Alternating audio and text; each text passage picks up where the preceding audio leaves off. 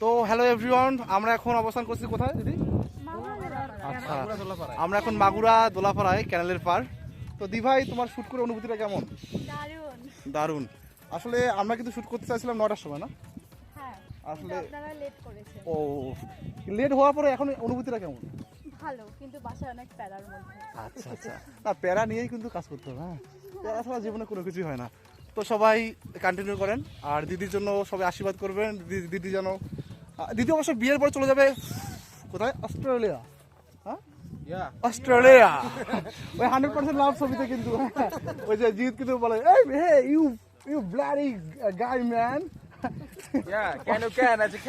আর ওই যে ইয়ে বলে না ওর বাবাকে, যে তুমি কখন অস্ট্রেলিয়া দেখেছো? এই তো অস্ট্রেলিয়া। এই যে ডক্টর, ঠিক আছে, যদি আপনাদের কারো কোনো সমস্যা হয়ে থাকে কি যোগাযোগ করবেন। আচ্ছা আচ্ছা, অবশ্যই সঞ্জীব কুমার শুভ, সঞ্জীব বলে সবাই চিনে। সজীব কুমার শুভ, সে কিন্তু একজন ডাক্তার। ওকে।